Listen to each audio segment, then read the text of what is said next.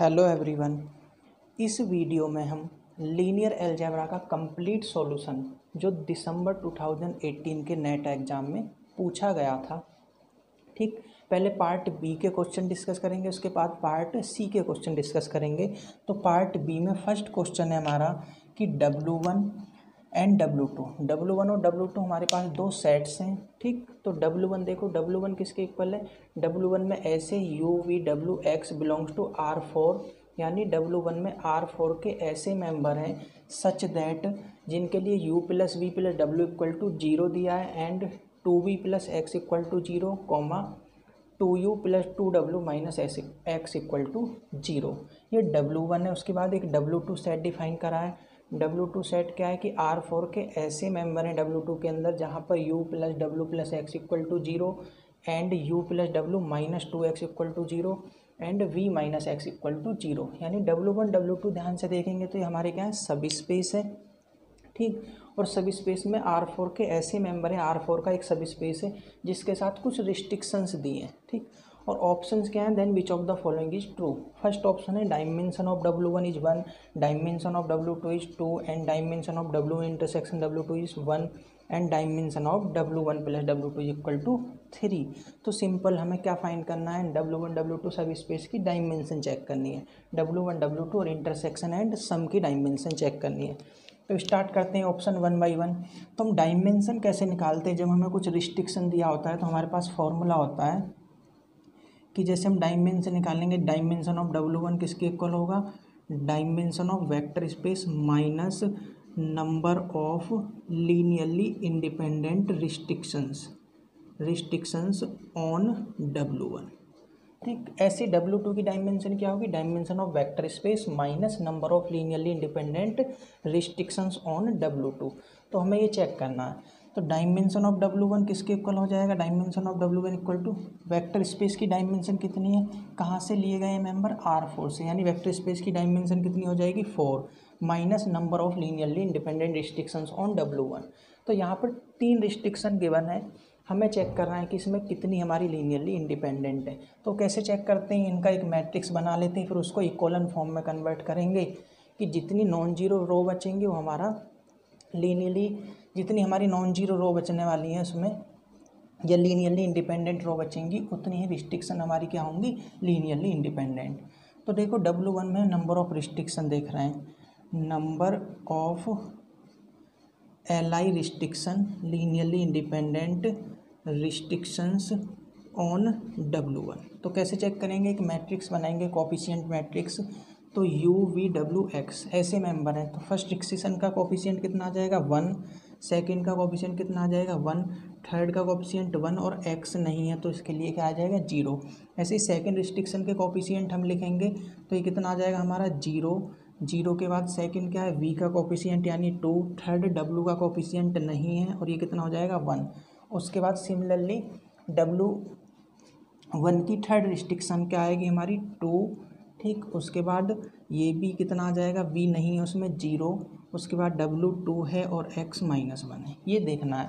सिर्फ हमें ये चेक करना है कि इसमें हमारे कितने LI हैं, तीनों के तीनों LI हैं या इसमें कोई LD भी है, ठीक। तो बनाते हैं इसको, इक्वलन फॉर्म में कन्वर्ट करते हैं। ये एलिमेंट तो पहले से ही 0, इस एलिमेंट को 0 बनाएंगे तो क्या करेंगे, ये जो R3 रो है R3 माइनस 2R1, तो ये कितना हो जाएगा हमारा 0 हो जाएगा, माइनस 2R1 करेंगे तो ये माइनस 2 के इक्वल आएगा, ठीक। और ये कितना हो जाएगा हमारा 0 हो जाएगा और ये माइनस 1 ही रहेगा। अब देखो R3 और अगर R2 को ऐड कर देंगे हम, R3 R2 को ऐड कर देंगे तो ये एंट्री भी कितनी हो जाएगी 0, ये 0 है, ये एंट्री भी कितनी हो जाएगी 0, ठीक। यानी एक रो जो है वो 0 आ गई। ये दो ही हमारी लीनियरली इंडिपेंडेंट है, लीनियरली इंडिपेंडेंट, अलग अलग प्लेस पर 0 है कॉलन फॉर्म में। तो ये हमारी लीनियरली इंडिपेंडेंट रिस्ट्रिक्शंस थी। 3 रिस्ट्रिक्शन थी, कितनी लीनियरली इंडिपेंडेंट है, 2 लीनियरली इंडिपेंडेंट रिस्ट्रिक्शन है। तो डायमेंशन ऑफ W1 किसके इक्वल हो जाएगा 4 माइनस 2, ठीक है। 2 हमने क्या लिखा है, number of linearly independent restrictions on W1, ठीक।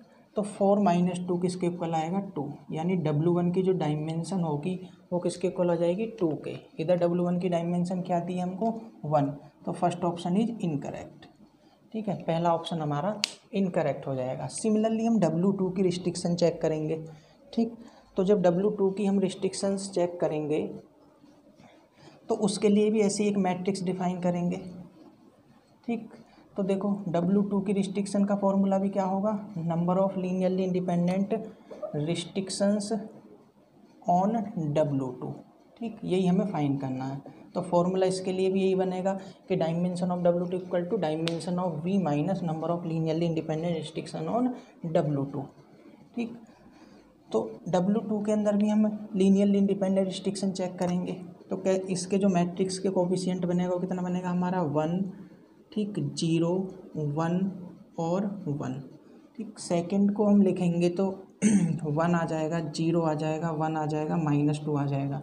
थर्ड के लिए कितना आ जाएगा, 0 आ जाएगा और 1 आ जाएगा, 0 आ जाएगा, -1 आ जाएगा। इसको इक्विवेलेंट फॉर्म में कन्वर्ट करते हैं। इस एलिमेंट को सबसे पहले 0 बनाएंगे तो R2 में से R1 को हम माइनस कर देंगे तो ये 0 हो जाएगा, 0 - 0 0, 1 - 1 0 और -2 -1 -3। ठीक, ये इसके इक्वल आ जाएगा। ये हो गया। उसके बाद इस एलिमेंट को अगर 0 बनाएंगे, देखो अब ये एलिमेंट हमारा 0 नहीं बनने वाला है।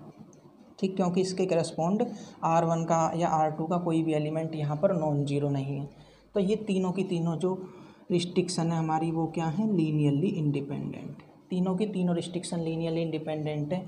तो W2 की जो डायमेंशन है वो 4 - 3 = 1। W2 की डायमेंशन हमारे पास कितनी हो जाएगी, 1 हो जाएगी। इधर W2 की डायमेंशन कितनी दी है, 2 दी है। तो दिस इज ऑल्सो इनकरेक्ट।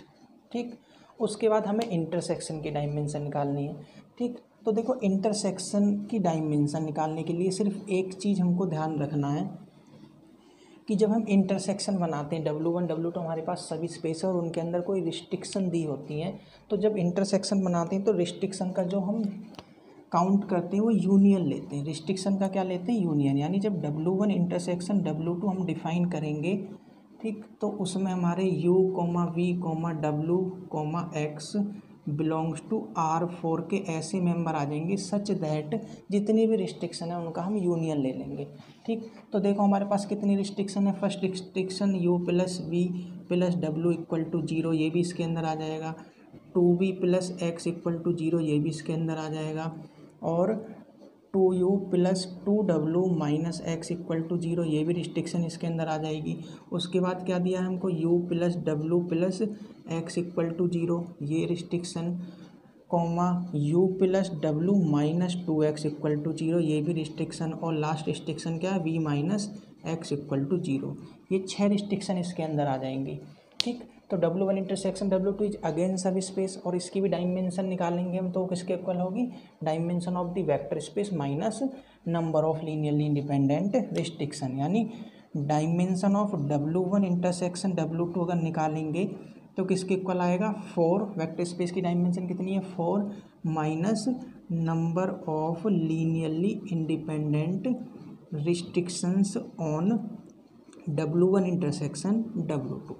ठीक, तो इसको सॉल्व करते हैं। इसके number of linearly independent restriction check करते हैं। देखो हमारे पास 6 रिस्ट्रिक्शन है, उनके कोफिशिएंट लिखते हैं 1 1, ठीक, 1 और 0। उसके बाद सेकंड का कोफिशिएंट लिखेंगे तो वही 0 2 0 1। थर्ड का लिखेंगे तो 2 0 2 -1। और फोर्थ नंबर जो है हमारा उसके कोफिशिएंट लिखेंगे तो 0 1 0 -1। ठीक, ठीक है। फोर्थ नंबर हमारे पास कितना है, ये है हमारे पास फोर्थ नंबर, वो कितना है 1 0 1 1। फिफ्थ नंबर हमारे पास कितना है, 1 है 0 है 1 है -2 है और लास्ट वन इज 0 1 0 -1। ये रिस्ट्रिक्शंस हैं। ठीक, इनको चेक करना है कि इसमें कितने हमारे लीनियरली इंडिपेंडेंट है। तो देखो ऑपरेट करते हैं। ऑपरेशन जब लगाएंगे हम, ठीक, तो ऑपरेशन लगाने के बाद ये कितना हो जाएगा, अभी हमने ऑपरेशन चेक करा था तो ये रो तो क्या हो जा रही थी, 0। ये किसकी रिस्ट्रिक्शन है, W1 की। जब माइनस करेंगे तो ये रो कितनी हो जाती थी, 0 हो जाती थी। तो एक रो तो हमारी वैसे ही 0 हो गई, ये हट गई, 5 रो बची। वो ऑपरेशन लगा के चेक करेंगे कुछ और रो भी जीरो हो सकती हैं, इक्वलन फॉर्म में कन्वर्ट करेंगे। ठीक, तो देखो इसको चेक करते हैं। अब इसमें से इसको माइनस करते हैं, इस एलिमेंट को जीरो बनाते हैं R4 के, तो ये जीरो हो जाएगा। ये एलिमेंट कितना आ जाएगा हमारा -1, ये एलिमेंट कितना आ जाएगा 0, और ये एलिमेंट 1 ही रहेगा। ठीक, ये ऑपरेशन लगा दिया, एलिमेंट जीरो बना दिया। उसके बाद इस एलिमेंट को भी जीरो बनाएंगे, R5 के फर्स्ट एलिमेंट को, तो R5 माइनस R1, तो ये एलिमेंट जीरो। उसके बाद ये एलिमेंट कितना हो जाएगा -1, ये एलिमेंट फिर से कितना हो जाएगा 0, और ये एलिमेंट -2 रहेगा। ठीक, फर्स्ट रो के हमने सारे एलिमेंट क्या बना दिए, जीरो बना दिए। उसके बाद देखो इस रो को देखो और इस रो को देखो, यानी R4 और R6 को देखो, दोनों रो क्या हैं, एक दूसरे के अपोजिट हैं। यानी अगर R4 प्लस R6 को हम ऐड कर देंगे, अगर मैं R6 को चेंज कर रहा हूँ उसमें R4 को ऐड कर रहा हूँ, तो माइनस प्लस 0, 0 प्लस 0 0। ठीक, उसके बाद -1 प्लस 1 कितना हो जाएगा 0, एक रो और हमारे पास क्या आ गई 0। ठीक, ये दो रो जीरो हो गई। उसके बाद देखो इन दोनों को देखो, सेम प्लेस पर सेम एलिमेंट है, तो इनको अगर हम माइनस कर देंगे, इसमें से इसको माइनस कर देंगे, R5 माइनस R4, तो ये एलिमेंट 0, R5 माइनस R4 ये कितना हो जाएगा -3, ये आ जाएंगे यहाँ पर। ठीक है, उसके बाद इस प्लेस को भी जीरो करेंगे। अगर इस प्लेस को जीरो करेंगे तो क्या ऑपरेट करेंगे हम, R4 माइनस 1/2 ऑफ R1, तो ये कितना हो जाएगा हमारा 0, ये तो 0 ही है, 1/2 ऑफ R1 अगर माइनस करेंगे तो ये एलिमेंट कितना आ जाएगा हमारा 1/2। ठीक, अब देखो इसके फर्स्ट प्लेस पे नॉन जीरो, इसके सेकंड प्लेस पे नॉन जीरो है, हमारा इक्वलन फॉर्म में कन्वर्ट हो गया। बस ये दोनों एलिमेंट जो हैं वो सेम प्लेस पे नॉन जीरो हैं, तो हम इनमें से R5 जो है, R5 में से R4 को माइनस करेंगे और किसकी मल्टीप्लाई कर दें, 3/2 की मल्टीप्लाई कर दें, तो हमारा ये एलिमेंट कितना हो जाएगा 0 हो जाएगा। ठीक, तो एक और रो जीरो, 3 रो इसकी जीरो हो गई। उसके बाद ये जो रो बची है इसके फर्स्ट प्लेस पे नॉन जीरो, इसके सेकंड प्लेस पे, इसके लास्ट प्लेस पे, तो ये R1 R2 एंड R4 ये जो रो बचेंगी हमारी क्या बचेंगी, लीनियरली इंडिपेंडेंट। तो कितनी रो लीनियरली इंडिपेंडेंट बची, 6 में से 3 रो लीनियरली इंडिपेंडेंट बची। तो इस W1 इंटरसेक्शन W2 की जो डायमेंशन है वो कितनी हो जाएगी हमारे पास, 4 थी वेक्टर स्पेस की dimension, 4 minus number of linearly independent restriction, कितनी लीनियरली इंडिपेंडेंट रिस्ट्रिक्शन आई है 3, तो डायमेंशन कितनी हो जाएगी 1। ठीक, third option is correct. Part B का था इतना ही करना था। ठीक है, लेकिन W1 प्लस W2 की भी डायमेंशन हम चेक कर लेते हैं। तो हमारे पास फॉर्मूला क्या होता है कि dimension of W1 plus W2 is equal to dimension of W1 plus dimension of W2 minus dimension of W1 intersection W2। तो इस फॉर्मूले से हम प्लस की डायमेंशन भी फाइंड कर लेते हैं। तो डायमेंशन ऑफ W1 हमारे पास कितना आया था, 2 आया था। ठीक, प्लस डायमेंशन ऑफ W2 हमने चेक करा था वो कितना आया था, 1 आया था, minus dimension of W1 intersection W2 कितना आया हमारे पास 1। ठीक, तो ये W1 प्लस W2 की जो डायमेंशन है वो कितनी आने वाली हमारी 2 आने वाली है। ऑप्शन में क्या गिवन है 3। ठीक, तो ऑप्शन थर्ड इज करेक्ट। कभी भी हमें सब स्पेस की डायमेंशन निकालनी और रिस्ट्रिक्शन दी है तो हम इसी मेथड से सॉल्व करते हैं कि dimension of the vector space minus number of linearly independent restriction on that subspace which is the dimension of subspace. ठीक, इसके बाद हमारे पास नेक्स्ट क्वेश्चन है। तो देखो सेकंड क्वेश्चन है हमारा, ये भी पार्ट बी का क्वेश्चन है। क्वेश्चन है कि A is any n cross n complex matrix. A जो है हमारा क्या है वो n क्रॉस n का कॉम्प्लेक्स मैट्रिक्स है। Assume that A is self adjoint. ठीक, तो ए जो मैट्रिक्स है वो क्या है हमारा self adjoint. And B is any matrix, B एक और मैट्रिक्स है। ठीक, denote the inverse of A plus iota into identity matrix. एक मैट्रिक्स और गिवन है हमारे पास बी, वो किसके इक्वल है, A plus iota into identity matrix के इनवर्स के equal. Then all eigen values of this matrix, ये मैट्रिक्स क्या है A minus iota into identity matrix और उसकी मल्टीप्लाई मैट्रिक्स बी के साथ करेंगे। ठीक, then all eigen value of this matrix, first option है are purely imaginary, second option है ऑफ मॉडुलस 1, थर्ड ऑप्शन है रियल एंड फोर्थ ऑप्शन है ऑफ मॉडुलस लेस देन 1। ठीक, तो देखो हम सबसे पहले डेफिनेशन लिखते हैं। ठीक, तो देखो ए को क्या दिया है कि since A is self adjoint,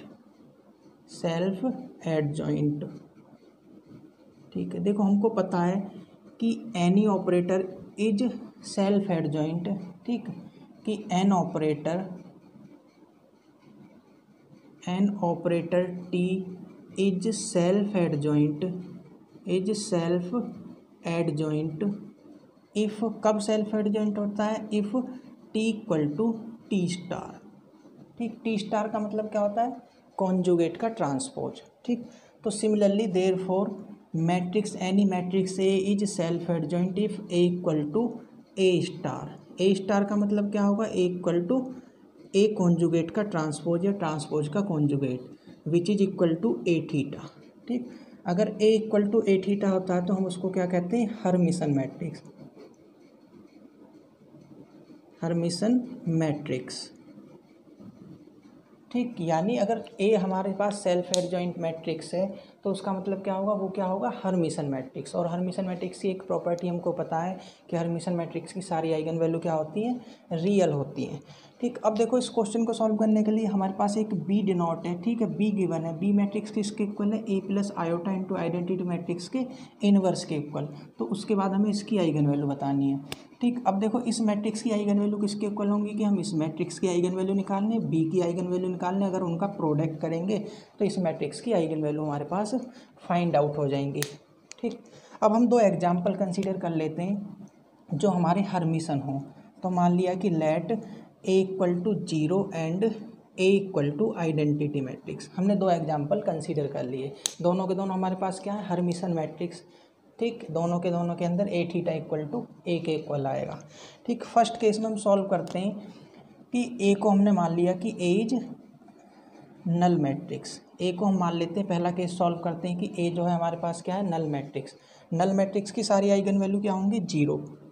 this implies that, अब बी की आइगन वैल्यू निकालेंगे, बी हमारा किसके इक्वल है, A plus iota into identity matrix और उसकी पावर -1 यानी इसके इन्वर्स के इक्वल, ठीक है। दिस इम्प्लाइज दैट अगर ए नल मैट्रिक्स है तो दिस इम्प्लाइज दैट बी की आइगन वैल्यू क्या होंगी, आइगन वैल्यू ऑफ बी, ठीक। बी की आइगन वैल्यू किसके इक्वल होंगी, ए की आइगन वैल्यू, नल मैट्रिक्स की सारी आइगन वैल्यू क्या होती है, 0, आइडेंटिटी मैट्रिक्स की आइगन वैल्यू कितनी होती है, 1। तो बी की जो आइगन वैल्यू आएंगे वो किसके इक्वल आएंगे, 0 into identity in iota into 1 और इसकी होल पावर -1 यानी आयोटा की पावर -1 यानी 1 अपॉन आयोटा, और 1 अपॉन आयोटा को कॉन्जुगेट से मल्टीप्लाई करोगे तो 1 अपॉन आयोटा का मतलब माइनस आयोटा। तो मैट्रिक्स अगर ए को हम नल मैट्रिक्स ले लें तो बी की जो आइगन वैल्यू आएंगी वो किसके इक्वल आएंगी, माइनस आयोटा के। दिस इम्प्लाइज दैट, ठीक है, देयरफॉर अब हमारी इसकी आइगन वैल्यू किसके इक्वल होंगे, eigen value of A minus iota into identity matrix into B, इसकी आइगन वैल्यू किसके इक्वल होंगी, ए की आइगन वैल्यू किसके इक्वल थी, 0 के, क्योंकि ए को हमने क्या लिया था, null matrix, minus iota into identity की आइगन वैल्यू 1 और into eigen value of B, और बी मैट्रिक्स की आइगन वैल्यू किसके इक्वल आई है, माइनस आयोटा के, ठीक। यानी ये किसके इक्वल हो जाएगा, minus iota into minus iota यानी आयोटा का स्क्वायर का मतलब -1, ठीक। अगर ए हमारे पास सेल्फ एडजॉइंट ऑपरेटर है तो इस मैट्रिक्स की आइगन वैल्यू किसके इक्वल आने वाली है हमारे पास, -1 के। किस केस के लिए, अगर ए को हम नल मैट्रिक्स ले लें, और ऐसा हम ले सकते हैं, तो इसकी वैल्यू आइगन वैल्यू किसके इक्वल आई, -1 के। Therefore option first is incorrect, ठीक। वो कह रहा है कि प्योरली इमेजनरी आइगन वैल्यू आएंगी, ना, सारी की सारी आइगन वैल्यू इस केस में किसके इक्वल है, हमारे -1 के इक्वल। उसके बाद फोर्थ ऑप्शन भी देखो इनकरेक्ट हो जाएगा, वो कह रहा है कि आइगन वैल्यू क्या होंगी, ऑफ मॉडुलस लेस देन 1 -1 का जो मॉडुलस है वो किसके इक्वल होता है, 1 के इक्वल। ये कह रहा है ऑप्शन की मॉडुलस लेस देन 1 के इक्वल होगा, तो fourth option is also incorrect. इसके बाद हम सेकंड केस में कंसीडर कर लेते हैं, मानो कि ए जो है हमारा वो आइडेंटिटी मैट्रिक्स है, ठीक। तो सेकंड केस लेकर चलते हैं कि अगर ए हमारा आइडेंटिटी मैट्रिक्स है, A is identity matrix, this implies that B की आइगन वैल्यू क्या होंगे, देखो आइडेंटिटी मैट्रिक्स की सारी आइगन वैल्यू किसके इक्वल होती है, 1 के इक्वल। तो जो मैट्रिक्स बी है हमारा, A plus iota into identity matrix इसका होल इनवर्स। तो बी की आइगन वैल्यू किसके इक्वल आ जाएंगे, देखो आइगन वैल्यू ऑफ बी किसके इक्वल आ जाएगा हमारा 1 प्लस आयोटा इंटू 1 इसकी पावर -1, यानी किसके इक्वल आ जाएगा 1 प्लस आयोटा की पावर -1। 1 प्लस आयोटा की पावर -1 का मतलब क्या होगा 1/1 प्लस आयोटा। कॉन्जुगेट से ऊपर नीचे मल्टीप्लाई करेंगे तो हमारे पास कितना आ जाएगा 1 minus iota upon 1 minus iota. तो न्यूमरेटर में तो 1 माइनस आयोटा और डिनोमिनेटर में a plus b a minus b a square minus B square. तो ये किसकी आइगन वैल्यू आएंगी, बी की eigen value 1 minus iota upon 2। ये मैट्रिक्स बी की आइगन वैल्यू है, ठीक। देयरफॉर इसकी आइगन वैल्यू कितनी हो जाएंगी हमारे पास, इसके बाद हम किसकी आइगन वैल्यू निकालेंगे a minus iota into identity matrix into B, ठीक, इज इक्वल टू इसकी आइगन वैल्यू किसके इक्वल होंगी, ए की आइगन वैल्यू किसके इक्वल है 1 के। ए को हम आइडेंटिटी मैट्रिक्स मानकर चलते हैं, ठीक, तो 1 और माइनस आयोटा इंटू 1 और बी की आइगन वैल्यू किसके इक्वल है 1 माइनस आयोटा अपॉन 2। तो इसको कैलकुलेट करेंगे किसके इक्वल आ जाएगा 1 माइनस आयोटा का whole square upon 2। 1 minus iota into 1 minus iota equal to 1 minus iota की पावर 2 अपॉन 2। उसको ओपन करेंगे A square minus B square 1 minus का 2 आयोटा अपॉन 2। तो ये किसके इक्वल आ जाएगा 2 से 2 कैंसिल हो जाएगा माइनस आयोटा के इक्वल, ठीक। यानी अगर ए को हम आइडेंटिटी मैट्रिक्स कंसीडर करें तो इस मैट्रिक्स की जो आइगन वैल्यू है वो किसके इक्वल आएंगी माइनस आयोटा के इक्वल, ठीक। तो इस वजह से ऑप्शन थर्ड भी जो है हमारा इनकरेक्ट हो जाएगा। अब ऑप्शन सेकंड ही बचता है तो ऑप्शन सेकंड इज करेक्ट, ठीक। इससे पहले वाले केस में भी हमने देखा था कि जो नल मैट्रिक्स लिया था आइगन वैल्यू कितनी आई थी -1, उसका भी मॉडुलस कितना था 1। और इस केस में भी आइगन वैल्यू कितनी आई हमारे पास माइनस आयोटा, इसका भी मॉडुलस कितना होगा 1। तो ये दो एग्जाम्पल कंसीडर करके इस थ्योरी के बेस पर हम इस क्वेश्चन को आसानी से सॉल्व कर सकते हैं। इसके बाद नेक्स्ट क्वेश्चन है हमारा, तो नेक्स्ट क्वेश्चन है हमारा थर्ड क्वेश्चन, ये भी पार्ट बी का क्वेश्चन है। क्वेश्चन है कि let C equal to 1 2, 2 1 B a basis of R square. ये एक बेसिस है हमारे पास आर स्क्वायर की, दो एलिमेंट है, दोनों के दोनों लीनियरली इंडिपेंडेंट भी हैं और ये हमें बेसिस गिवन है आर स्क्वायर की। उसके बाद कहता है कि and T from R square to R square be defined by T x comma y equal to x plus y and x minus 2y, ठीक। ये कोई लीनियर ट्रांसफॉर्मेशन हमको गिवन है, ठीक, आर स्क्वायर से आर स्क्वायर में। आगे है कि if T C represents the matrix of T with respect to the basis C, ठीक। तो टी क्या है इस बेसिस के रिस्पेक्ट में मैट्रिक्स से, then which of the following is true. तो हमें बताना है कि हमारे पास बेसिस है इस और ये लीनियर ट्रांसफॉर्मेशन है, इस बेसिस के रिस्पेक्ट में इस लीनियर ट्रांसफॉर्मेशन का मैट्रिक्स रिप्रेजेंटेशन हमें फाइंड करना है, ठीक।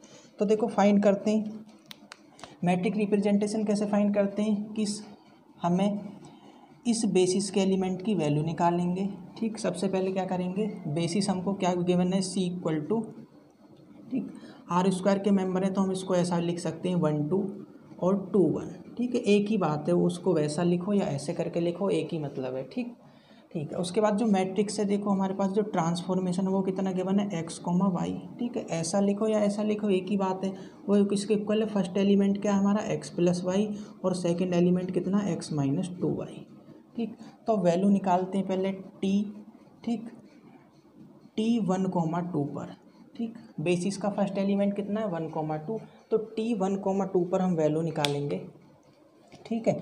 तो टी 1 2 पर जो वैल्यू आएगी हमारी वो किसके इक्वल आएगी, देखो x की जगह 1 और y की जगह 2, तो किसके इक्वल आएगा 3, x की जगह 1 y की जगह 2 रखेंगे तो 1 -4 -3, ये एलिमेंट आया। अब ये जो वैल्यू आती है इसको बेसिस के एलिमेंट के लीनियर कॉम्बिनेशन की फॉर्म में हम रिप्रेजेंट करते हैं, ठीक। जब मैट्रिक्स बनाते हैं तो इसको जब रिप्रेजेंट करेंगे तो ये किसके इक्वल आएगा a इंटू, ठीक, a इंटू देखो इसको 3 -3 को क्या करेंगे बेसिस के एलिमेंट की फॉर्म में रिप्रेजेंट करेंगे, यानी a into 1 2 plus b into 2 1। फिर हमें इनको कंपेयर करके a और b की वैल्यू फाइंड करनी है, ठीक। a और b की वैल्यू फाइंड करेंगे तो हमारे पास दो इक्वेशन बन जाएंगी, a plus 2b equal to 3 and a plus 2a plus b equal to -3। इन दोनों इक्वेशन को सॉल्व करना है और a और b की वैल्यू फाइंड करेंगे। जब इन दोनों इक्वेशन को हम सॉल्व करेंगे तो हमारे पास जो a की वैल्यू आने वाली है वो -3 एंड जो b की वैल्यू आएगी वो कितना आ जाएगा, 3 आ जाएगा। ठीक, यानी इस एलिमेंट को, ठीक, जो वैल्यू है हमारी t1,2 यानी 3, -3 को हमने कैसे करके रिप्रेजेंट करा है, -3 इंटू 1,2 प्लस 3 इंटू 2,1।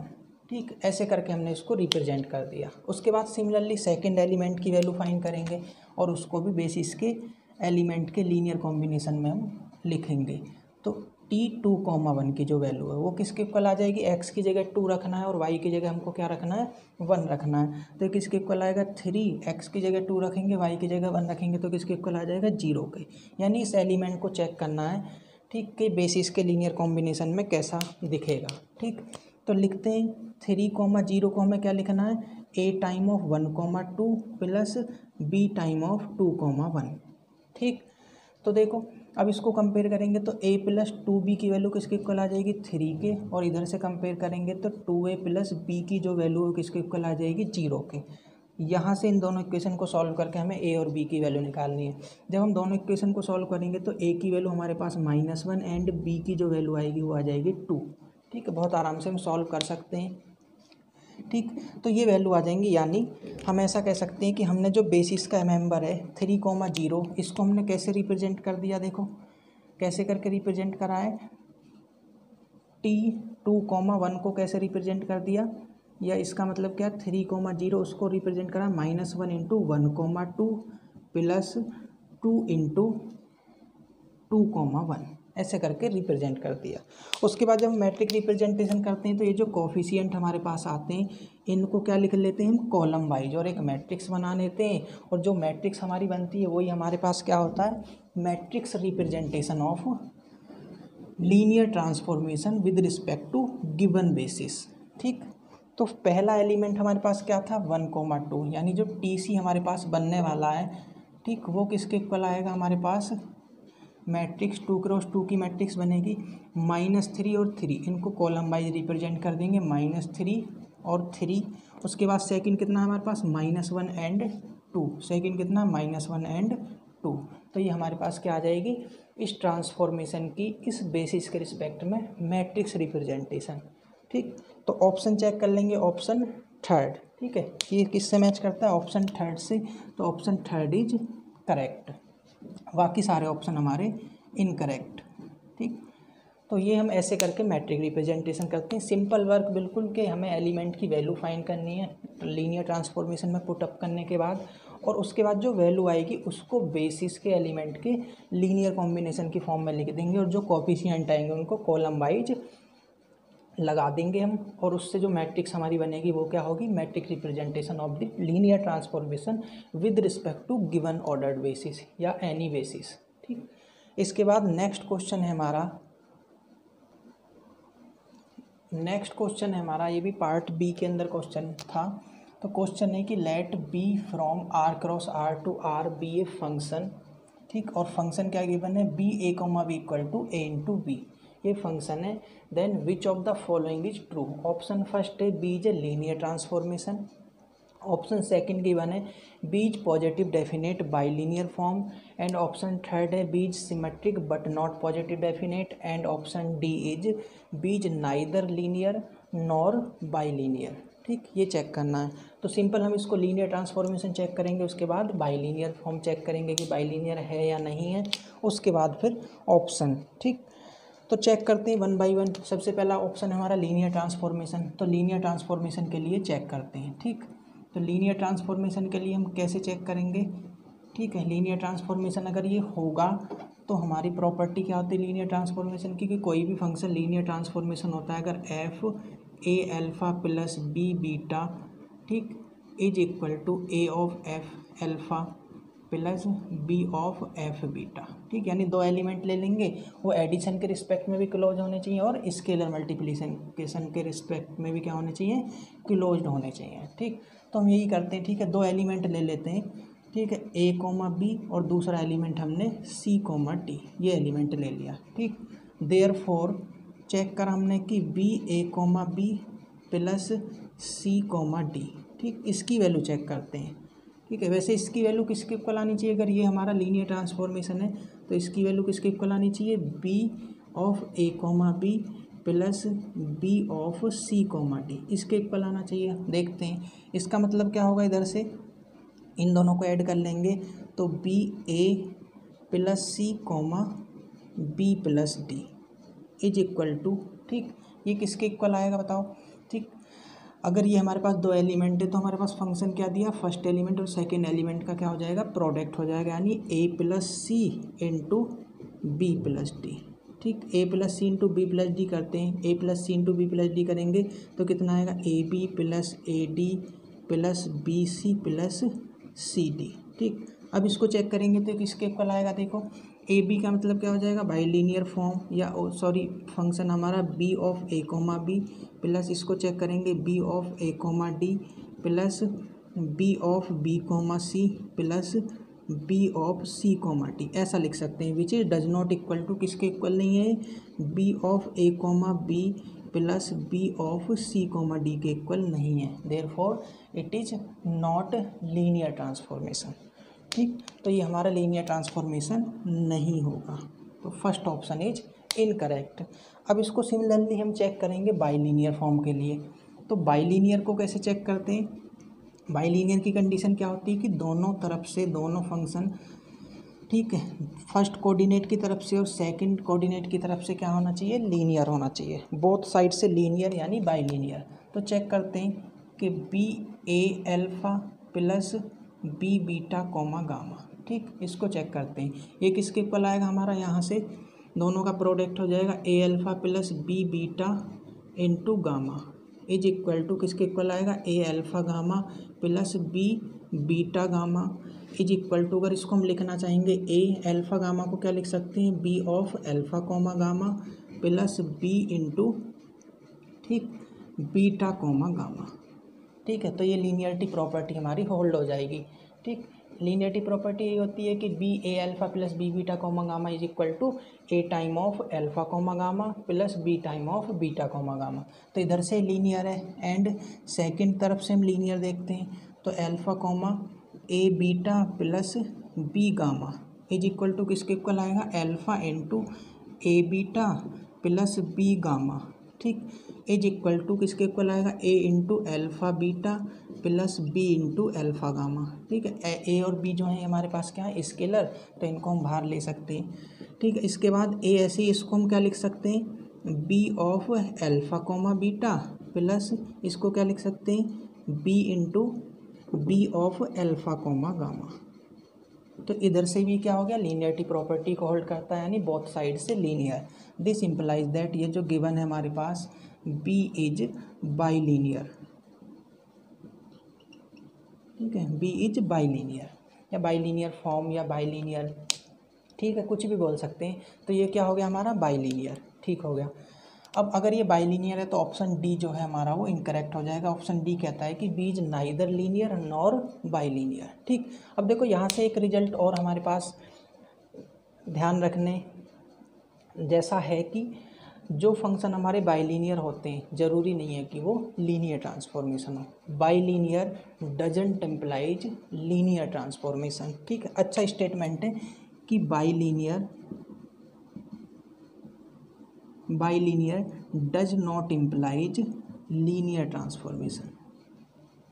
ठीक, एग्जाम्पल क्या है, यही वो एग्जाम्पल है जो बाइलीनियर तो है लेकिन लीनियर ट्रांसफॉर्मेशन नहीं है। इसके बाद हमें क्या चेक करना है, इसको ये चेक करना है कि पॉजिटिव डेफिनेट होगा, ठीक है, या पॉजिटिव डेफिनेट नहीं होगा। तो सिंपल देखो, बाइलीनियर ट्रांसफॉर्मेशन का जब मैट्रिक रिप्रेजेंटेशन करेंगे तो सबसे पहले कितने क्रॉस कितने की मैट्रिक्स बनेगी, ये इंपॉर्टेंट चीज़ है। ठीक, तो देखो हमारा जो वेक्टर स्पेस की डायमेंशन है वो कितनी है, 1, R cross R, R over R की डायमेंशन कितनी होती है, 1।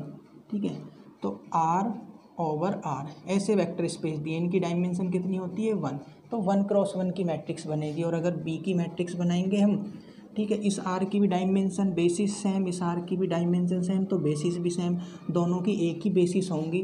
तो इस बी का अगर मैट्रिक रिप्रेजेंटेशन हम करेंगे, ठीक, तो वो किसके इक्वल आएगा, देखो अगर बी का मैट्रिक रिप्रेजेंटेशन करेंगे तो वो इसके इक्वल आएगा, बेसिस रखेंगे फर्स्ट वाले वेक्टर स्पेस की, तो इसकी भी बेसिस कितनी होगी हमारी, कुछ भी नॉन जीरो। आर की बेसिस क्या होती है, आर की अगर हम बेसिस देखें तो any non zero vector is a basis, ठीक, any non zero real number या any non zero vector is a basis.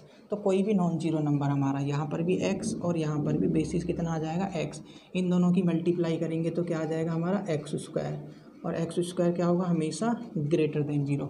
Non zero number का स्क्वायर हमेशा क्या आएगा, पॉजिटिव, ठीक है। एक्स क्या है, वैसे भी रियल नंबर है, तो दिस इम्प्लाइज दैट ए की आइगन वैल्यू, एक खुद ही आइगन वैल्यू है, पॉजिटिव है, this implies that B is positive definite, B is positive definite. तो बी जो है पॉजिटिव डेफिनेट होगा, और इसको देखेंगे तो बी जो है वो सिमेट्रिक बाइलिनियर फॉर्म भी है, ठीक है। देखो यहाँ से भी देख सकते हैं हम सिमेट्रिक, ए बी की वैल्यू निकालें तब भी ए इंटू बी आएगा, और बी इंटू ए की, बी कॉमा ए की वैल्यू निकालें तो भी किसके इक्वल आएगा, ए बी के इक्वल आएगा, ठीक। तो ऑप्शन सेकंड हमारा करेक्ट हो जाएगा, B is positive definite bilinear form, और third option is incorrect. Third option incorrect क्यों हो जाएगा, क्योंकि ये कह रहा है कि नॉट पॉजिटिव डेफिनेट, तो third option is incorrect, option B is correct only, ठीक। इसके बाद नेक्स्ट क्वेश्चन है हमारा, नेक्स्ट क्वेश्चन है हमारा पार्ट सी का, ये क्वेश्चन है क्वेश्चन नंबर 5, ठीक, कि T from R N to R N be a linear map. R N to R N क्या है हमारा, एक linear map which satisfying the condition T square equal to T minus identity matrix, ठीक।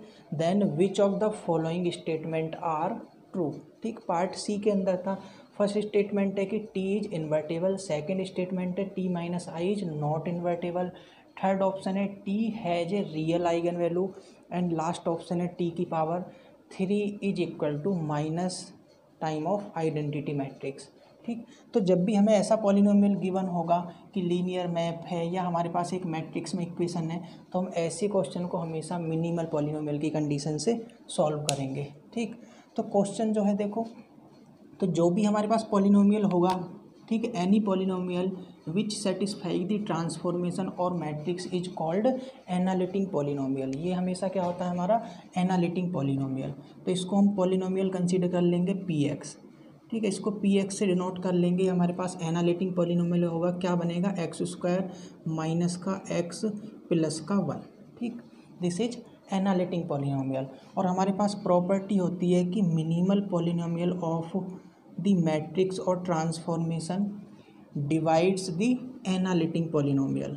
तो minimal polynomial जो होता है हमेशा एनालिटिक पॉलिनोमियल को क्या करता है, वो डिवाइड करता है, ठीक, ठीक हो गया। तो दिस इम्प्लाइज दैट, यानी मिनिमल पॉलिनोमियल इसको डिवाइड करेगा, तो मिनिमल पॉलिनोमियल के जो रूट होंगे वो किसके अंदर से बनेंगे, इसके अंदर से, ठीक, ठीक हो गया।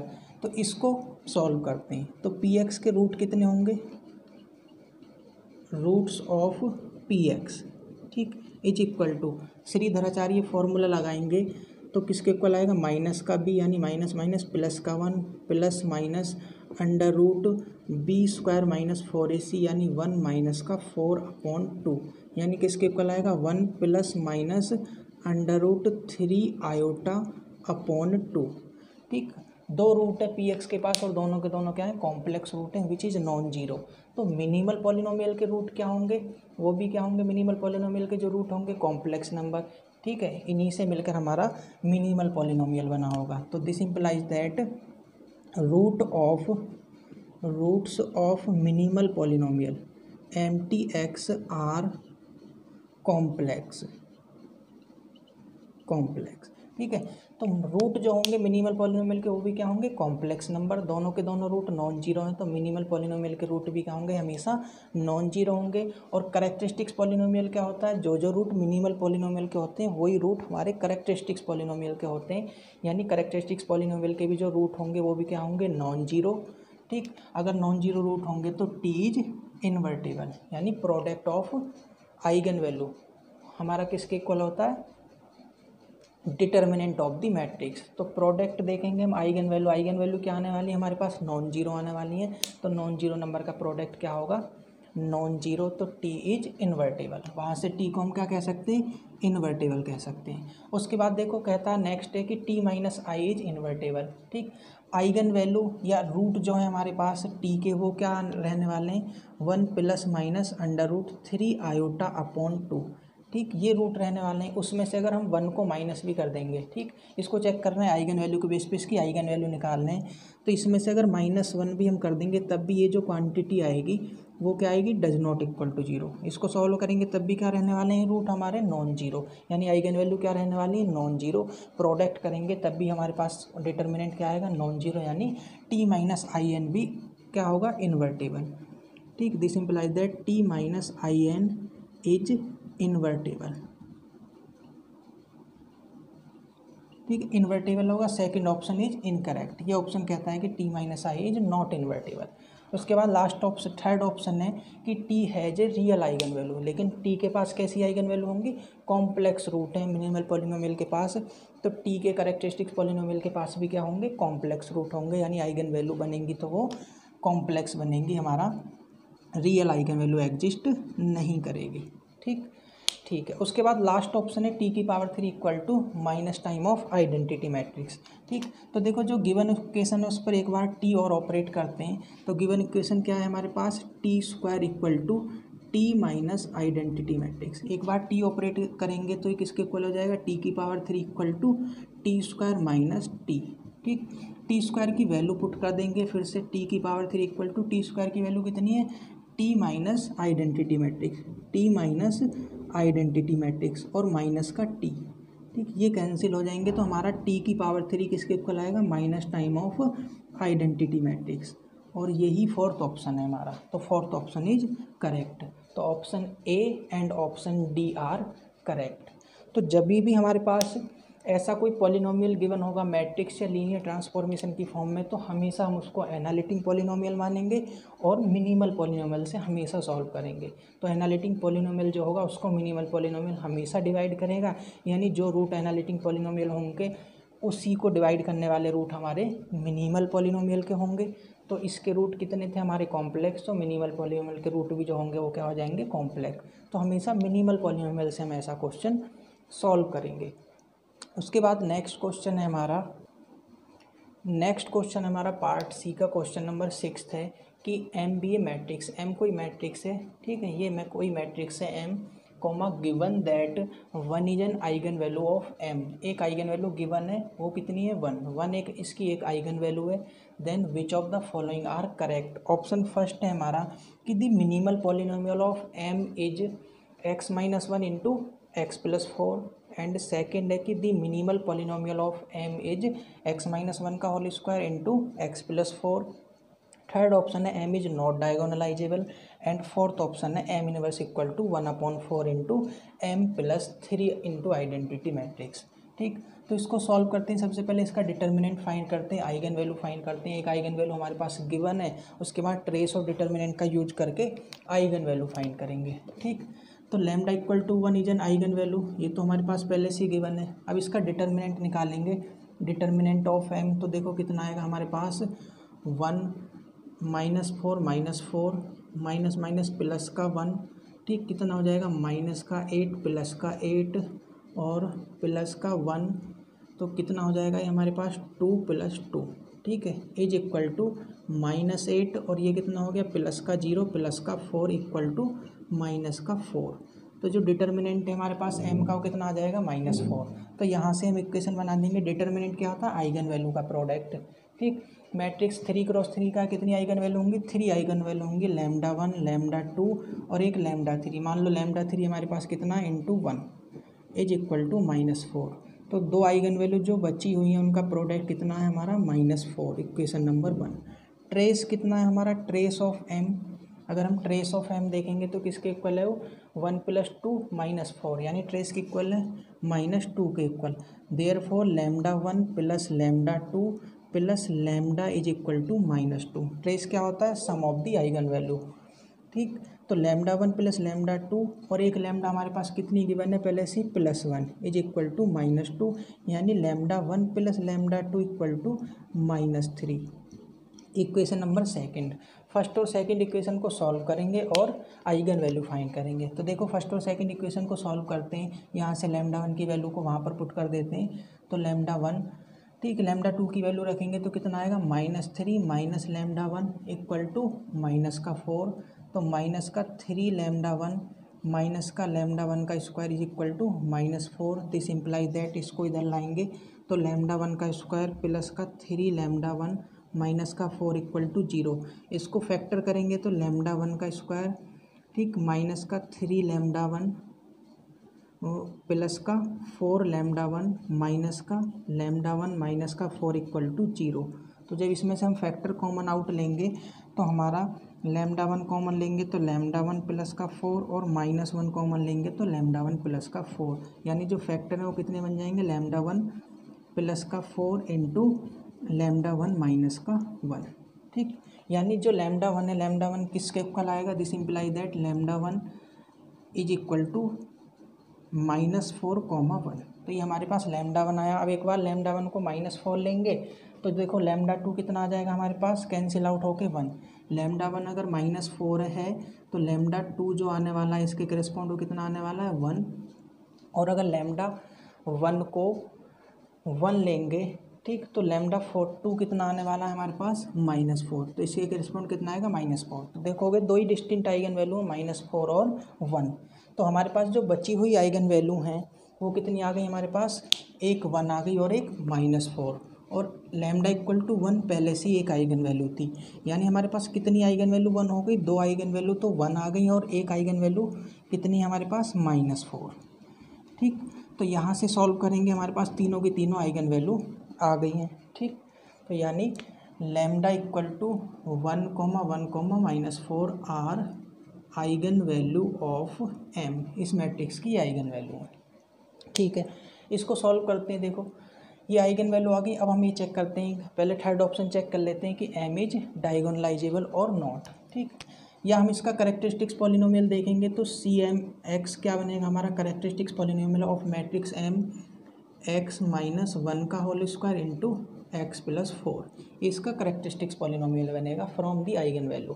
ठीक, अब इसको डायगोनलाइजेबल चेक करेंगे। तो डायगोनलाइजेबल कैसे चेक करते हैं, हमारे पास AM और GM, अगर आइगन वैल्यू गिवन है तो हम AM और GM चेक करेंगे। ठीक, तो AM algebraic multiplicity of λ equal to 1 कितना है हमारे पास 2, तो 2 ही क्या होना चाहिए, GM होना चाहिए। तो GM के लिए क्या चेक करते हैं, ठीक है, GM चेक करने के लिए हम क्या चेक करेंगे, GM चेक करने के लिए हम चेक करते हैं nullity of m minus λI, lambda की जगह कितना है 1, तो 1 इंटू आइडेंटिटी मैट्रिक्स यानी nullity of m minus I check करेंगे। तो देखो m माइनस आई निकालते हैं, कितना आएगा हमारे पास m minus I is equal to, ठीक है, उसमें से आइडेंटिटी मैट्रिक्स माइनस कर देंगे तो 0 -1 1 2 0 4 और कितना हो जाएगा -2 1 और -5। ठीक, फिर इसका डिटर्मिनेंट चेक करेंगे। तो देखो डिटर्मिनेंट चेक करेंगे तो हमारे पास कितना आ जाएगा, डिटर्मिनेंट जो है वो आ जाएगा 0 प्लस का 1 इंटू माइनस का 10 प्लस का 8। ठीक, फिर प्लस का 1, इसके करस्पॉन्ड ओपन करेंगे तो कितना हो जाएगा 2, यानी कितना आ जाने वाला है हमारे पास -2 प्लस का 2 इक्वल टू 0। डिटर्मिनेंट कितना आ जाएगा 0, यानी रैंक इसकी 3 नहीं हो सकती, और रैंक कितनी होगी फिर इसकी 2। तो this implies that rank of m minus I is equal to 2। अगर रैंक 2 हो गई तो this implies that nullity of m minus identity matrix is 1। तो नलिटी कितनी आ जाएगी हमारे पास 1 आ जाएगी। तो देखो 1 के करस्पॉन्ड जो am था, ठीक, 1 के करस्पॉन्ड हमारा जो am था वो कितना है 2, और जो gm वो कितना आ गया 1, तो am does not equal to gm। तो this implies that am gm equal नहीं, this implies that not diagonalizable, not diagonalizable. अगर डायगोनलाइजेबल नहीं है यानी option third is correct, option third हमारा करेक्ट हो जाएगा। अब हमें मिनिमल पॉलिनोमियल बताना है। तो देखो हमारे पास थ्योरम होती है एक कि m is diagonalisable if and only if minimal polynomial is in linear factor. ठीक, तो थ्योरम उसी स्टेटमेंट से कि m is diagonalisable if and only if minimal polynomial is in linear factor. ठीक, तो मिनिमल पॉलिनोमियल जो होगा वो किस में होगा, लीनियर फैक्टर में। लेकिन m जो है वो डायगोनलाइजेबल नहीं है, इसलिए मिनिमल पॉलिनोमियल जो है वो लीनियर फैक्टर में नहीं होगा। अगर मिनिमल पॉलिनोमियल लीनियर फैक्टर में नहीं होगा तो मिनिमल पॉलिनोमियल क्या पॉसिबल था, देखो करेक्टरिस्टिक्स पॉलिनोमियल हमने क्या बनाया था, x माइनस 1 की पावर 2 इंटू एक्स प्लस 4। तो मिनिमल पॉलिनोमियल क्या पॉसिबल है, ठीक, मिनिमल पॉलिनोमियल क्या क्या पॉसिबल है, एक तो x minus 1 into X plus 4 यहाँ से पॉसिबल था, जो कि अब मना हो गया क्योंकि m इज़ नॉट डायगोनलाइजेबल। तो मिनिमल पॉलिनोमियल की पॉसिबिलिटी सिर्फ एक ही बची कि वो किसके इक्वल होगा, x माइनस 1 का स्क्वायर इंटू एक्स प्लस 4 के इक्वल, जो हमारा करेक्टरिस्टिक्स पॉलिनोमियल गिवन है। तो option second is also correct. ठीक, अब ऑप्शन फोर्थ बचता है कि m inverse equal to 1/4 into m plus 3 into identity matrix. तो उसके लिए सॉल्व करेंगे तो पहले सबसे पहले हम करेक्टरिस्टिक इक्वेशन को सॉल्व कर लेते हैं। तो CMX किसके इक्वल आएगा, देखो एक्स स्क्वायर प्लस का 1 माइनस का 2x इंटू एक्स प्लस 4। इसको सॉल्व करेंगे तो हमारे पास कितना आ जाएगा, x की पावर 3 प्लस एक्स माइनस का 2x स्क्वायर प्लस का 4x स्क्वायर प्लस का 4 माइनस का 8x। इसको सॉल्व आउट करेंगे तो x की पावर 3 प्लस का 2x स्क्वायर माइनस का 7x, ठीक, और प्लस का 4 इसके इक्वल आ जाएगा। अगर x की जगह मैट्रिक्स पुट कर देंगे कोई भी हमारे पास क्या करेक्टरिस्टिक्स पॉलिनोमियल या करेक्टरिस्टिक इक्वेशन, तो मैट्रिक्स पुट कर देंगे तो वैल्यू क्या आ जाएगी हमारे पास 0। तो CM इंटू एम, एक्स की जगह m पुट कर देंगे तो किसके इक्वल आ जाएगा, m की power 3 plus 2m square minus का 7m plus 4 identity matrix is equal to 0। ये क्वांटिटी 0 आ गई। अब हम इसमें m इनवर्स से मल्टीप्लाई कर देते हैं। अगर m इनवर्स से ऑपरेट कर देंगे तो किसके इक्वल आ जाएगा, देखो m इनवर्स से ऑपरेट करेंगे तो m स्क्वायर हो जाएगा, ये किसके इक्वल हो जाएगा 2m माइनस का 7 into identity matrix plus 4 into M inverse is equal to 0। 0 into M inverse किसके इक्वल आएगा, 0 के। तो यहाँ से अगर हम एम इनवर्स की वैल्यू निकालेंगे तो किसके इक्वल आएगा, माइनस एम स्क्वायर माइनस का 2m प्लस का 7 इंटू आइडेंटिटी मैट्रिक्स अपॉन 4। ठीक, ये हमारे पास इन्वर्स आएगा एम इनवर्स, लेकिन ये कितना दिया 1/4, ये दोनों इक्वल नहीं है, तो option D is incorrect. Option D भी जो होगा हमारा वो क्या आ जाएगा, इनकरेक्ट। तो option second and option third is only correct. ठीक, इसके बाद नेक्स्ट क्वेश्चन है हमारा, तो नेक्स्ट क्वेश्चन है हमारा ये 7th number question part C के अंदर था ये भी, कि एक मैट्रिक्स M गिवन है 4x6 ऑर्डर की मैट्रिक्स है, 4x6 ऑर्डर की मैट्रिक्स है एंड B1 एंड B2, ठीक, 2 कॉलम वेक्टर गिवन है हमारे पास।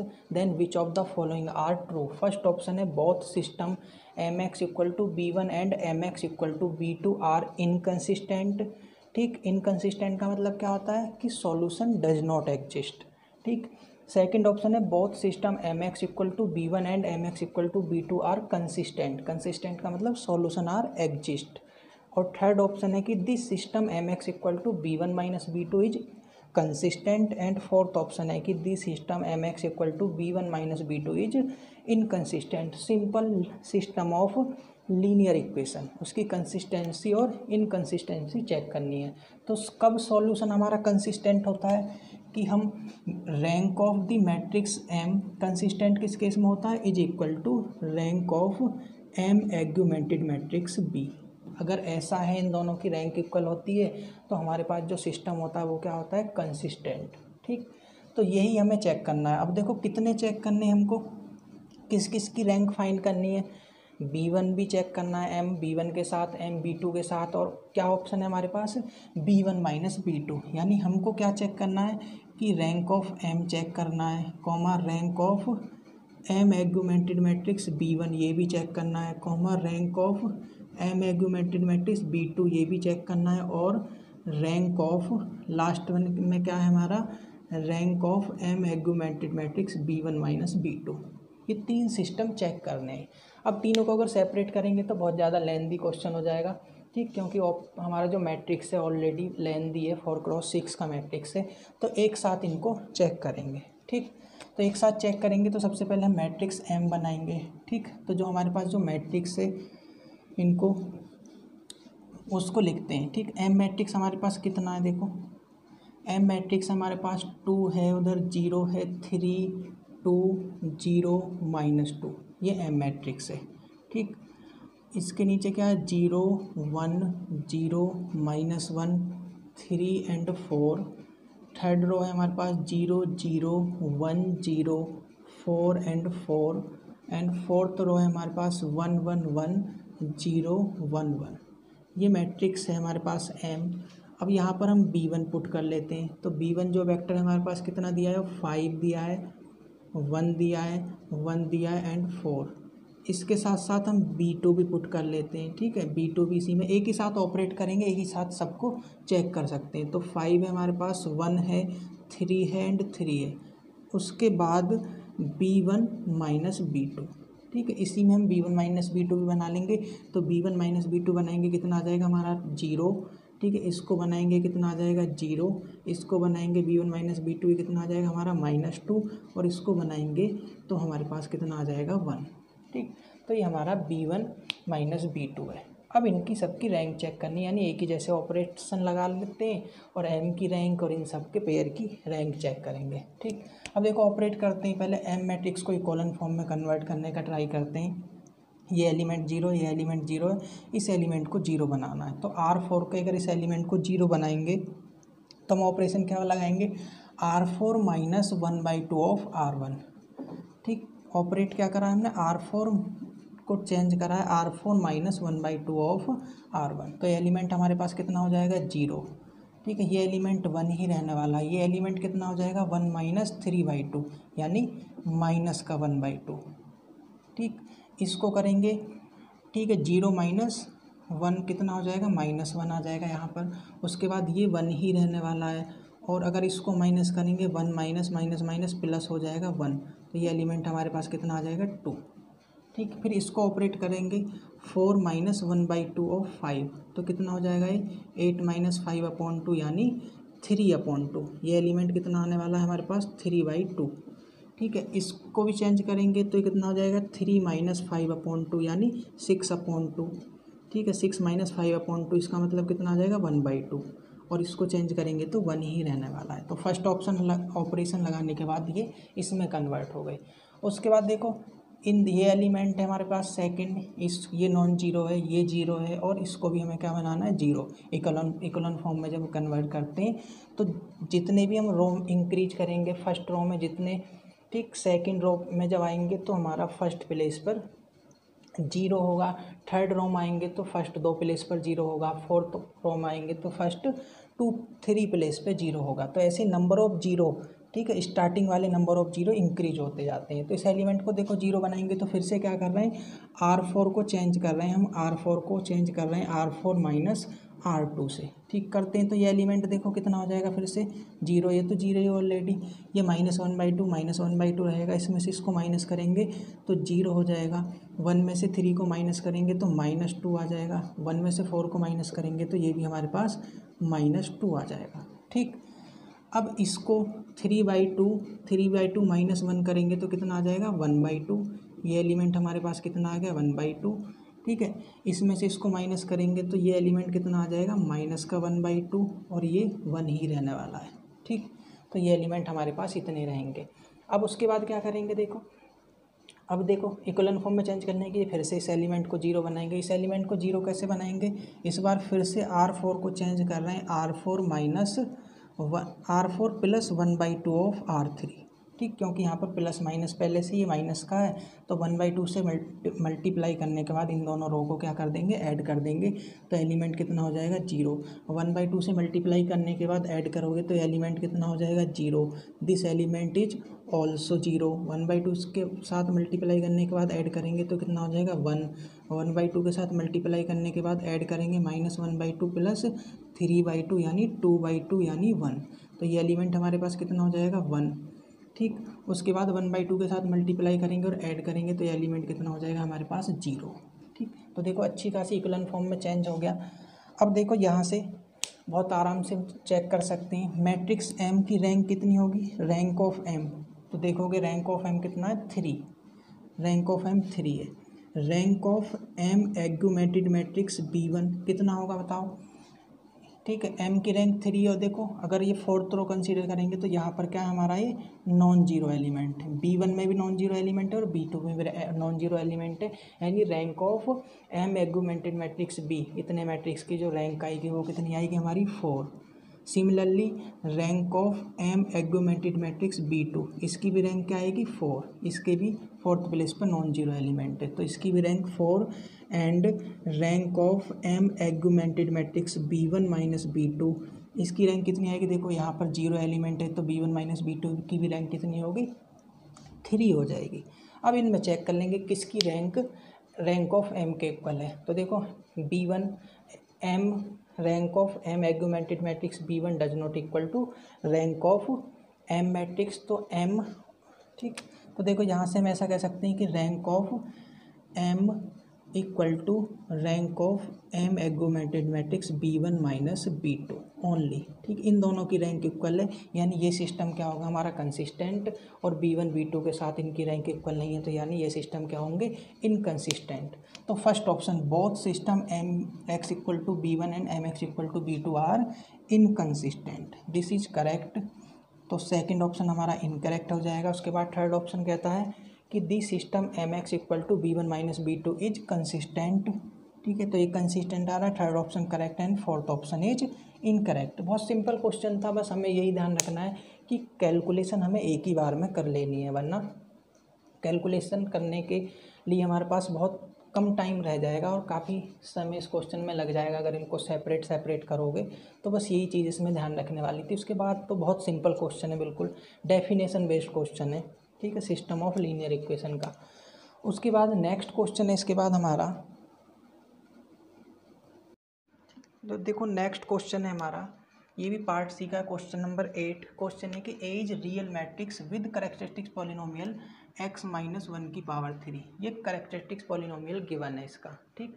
Pick out the correct statement. First option है A is necessarily diagonalizable, second option है if the minimal polynomial of A is x minus 1 की whole power 3 then A is diagonalizable, third option है characteristics polynomial of A square is x minus 1 की whole power 3, and fourth option है if A has exactly 2 Jordan blocks then A minus identity की power 2 is diagonalisable, ठीक। तो देखो by option 1 by 1 check करते हैं। हमारे पास सिंपल ये गिवन है कि कोई मैट्रिक्स है ए, उसका करेक्टरिस्टिक्स पॉलिनोमियल कितना गिवन है x माइनस 1 की होल पावर 3, ठीक, ये गिवन है। तो करेक्टरिस्टिक्स पॉलिनोमियल की डिग्री कितनी है 3, तो जितने डिग्री का करेक्टरिस्टिक्स पॉलिनोमियल होता है मैट्रिक्स का ऑर्डर भी कितना हो जाता है उतना ही हो जाता है। तो दिस इम्प्लाइज दैट हमें इतना पक्का पता लग जाएगा कि A is 3 cross 3 real matrix, जो ए मैट्रिक्स होगा वो कितने ऑर्डर का होगा 3 क्रॉस 3 का, ठीक। अब ऑप्शन फर्स्ट कहता है कि ए जो है वो नेसेसरली डायगोनलाइजेबल होगा, यानी जिस भी पॉलिनोमियल का हमारा करेक्टरिस्टिक्स पॉलिनोमियल x माइनस 1 की पावर 3 है तो वो पक्का डायगोनलाइजेबल होगा, ठीक। चेक करते हैं। तो देखो ऐसा ज़रूरी नहीं है, अगर हम फर्स्ट ऑप्शन को सॉल्व करें, मान लिया हमारे पास ए मैट्रिक्स है 3 क्रॉस 3 का, हमने कंसीडर कर लिया 0 1 0 और 0 0 1, ठीक, ये मैट्रिक्स हमने कंसीडर कर लिया, ठीक। इसकी आइगन वैल्यू क्या होंगी, अपर ट्रायंगुलर मैट्रिक्स से आइगन वैल्यू कितनी होंगी 1 1 1, करेक्टरिस्टिक्स पॉलिनोमियल भी कितना बनेगा x माइनस 1 की पावर 3। चेक करते हैं कि डायगोनलाइजेबल होगा या नहीं होगा। Algebraic multiplicity of lambda equal to 1, A की आइगन वैल्यू इसके पास और उसकी एलजेब्रिक मल्टीप्लिसिटी कितनी है 3। अब ज्योमेट्रिक मल्टीप्लिसिटी चेक करते हैं, यानी जीएम चेक करते हैं, GM of lambda equal to 1 किसके इक्वल होता है, वो nullity of A minus lambda I, lambda की जगह क्या है 1 1 इंटू आइडेंटिटी मैट्रिक्स, ठीक। इसको चेक करते हैं, अगर ये 3 आ जाएगा तो matrix diagonalisable, otherwise not diagonalisable.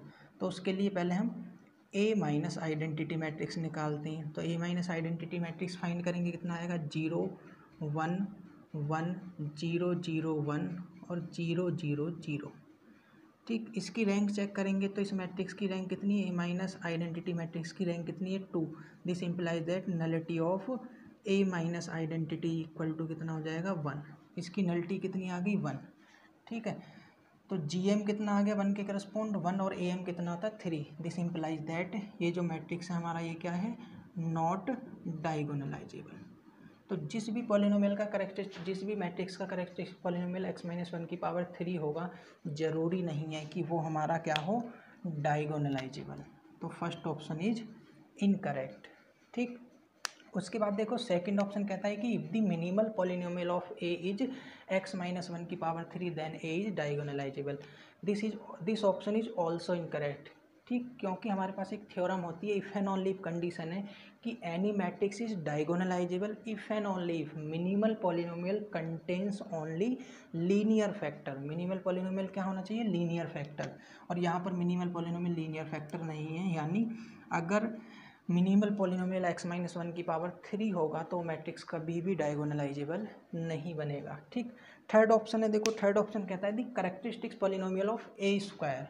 ठीक, ए स्क्वायर के करेक्टरिस्टिक्स पॉलिनोमियल के बारे में कहा गया है कि ए स्क्वायर का भी करेक्टरिस्टिक्स पॉलिनोमियल क्या होगा, x-1 की पावर 3। ठीक, देखो ए का करेक्टरिस्टिक्स पॉलिनोमियल कितना, x-1 की पावर 3, यानी आइगन वैल्यू ऑफ ए कितनी हो जाएंगी, 1,1,1, 3 आइगन वैल्यू, तीनों के तीनों कितनी है, 1। Therefore eigen value of A square की आइगन वैल्यू कितनी हो जाएंगी, 1 का स्क्वायर, 1 का स्क्वायर, 1 का स्क्वायर, यानी 1,1,1। ए की आइगन वैल्यू अगर 1 1 1 है तो स्क्वायर की आइगन वैल्यू भी कितनी हो जाएंगी हमारे पास, 1 1 1। तो therefore characteristics polynomial of A square is equal to भी क्या होगा, x-1 की पावर 3। तो थर्ड ऑप्शन इज करेक्ट। ठीक, थर्ड ऑप्शन जो है हमारा वो क्या हो जाएगा, करेक्ट हो जाएगा। उसके बाद देखो फोर्थ ऑप्शन कहता है कि if A has exactly 2 Jordan blocks, अगर ए के पास एग्जैक्टली 2 जॉर्डन ब्लॉक्स हैं तो a माइनस आई की पावर 2 जो है वो किसके इक्वल होगा, डायगोनलाइजेबल। ठीक, तो देखो इसको बनाते हैं। हमें पहले से ही पता है कि करेक्टरिस्टिक्स पॉलिनोमियल कितना है हमारा, x-1 की पावर 3।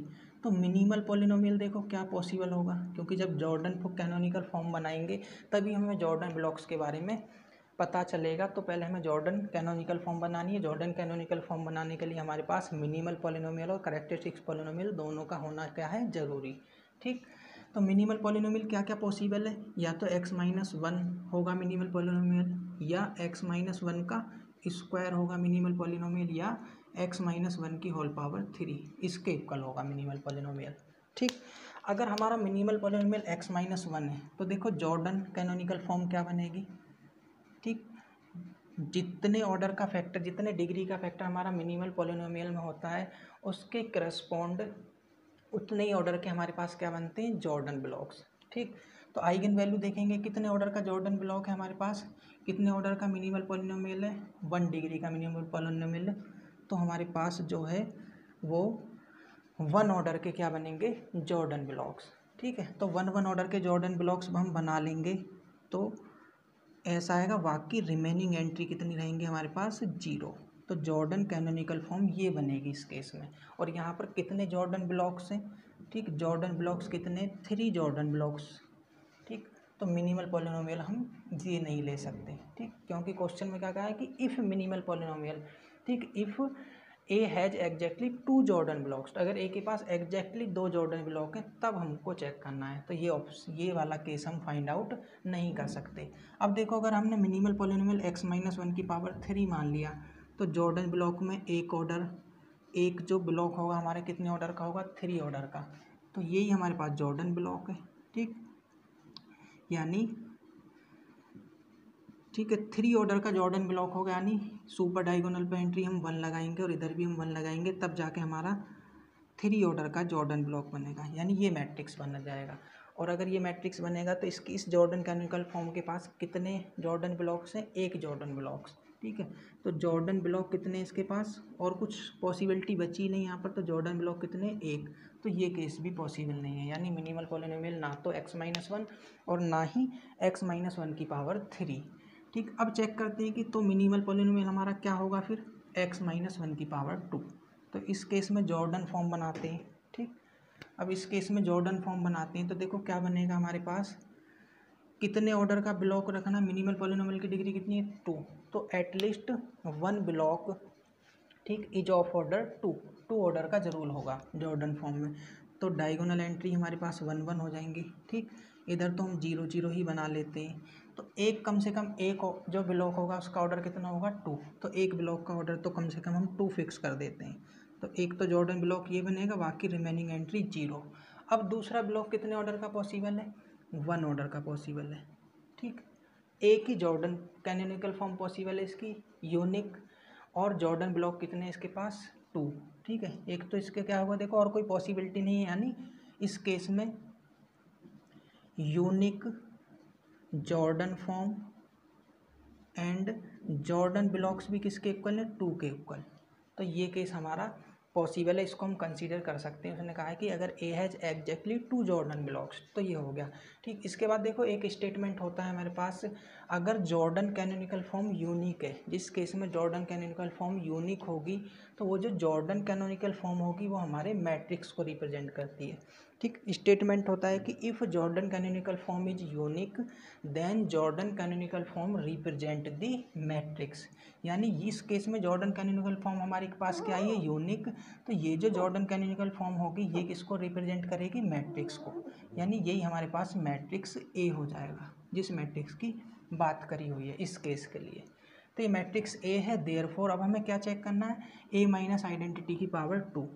तो ए माइनस आइडेंटिटी करेंगे तो देखो किसके इक्वल आएगा, इसमें से आइडेंटिटी मैट्रिक्स को माइनस करेंगे तो 0 1 0 0 0 0 और 0 0 0 ये आ जाएगा।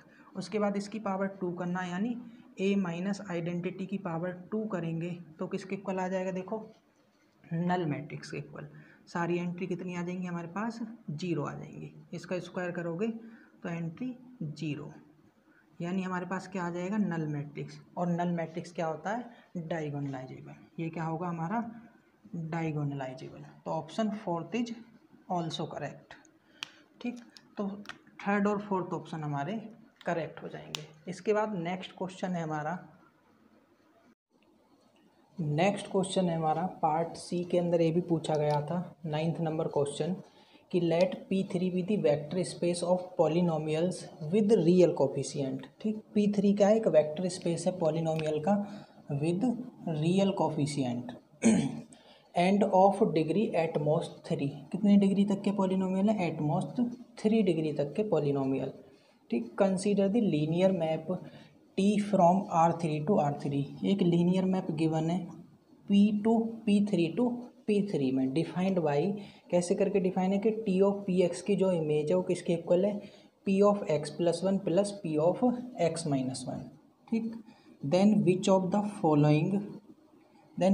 Following properties does the matrix of T with respect to the standard basis, और स्टैंडर्ड बेसिस गिवन है 1x x² x की power 3 of P3 satisfy.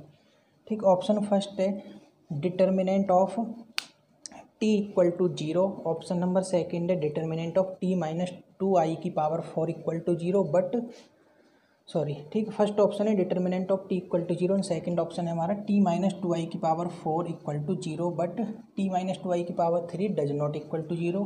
Third option है T माइनस 2i की power 3 equal to 0 but T minus 2i की power 2 does not equal to 0। And fourth option है हमारा कि 2 is an eigen value with multiplicity 4।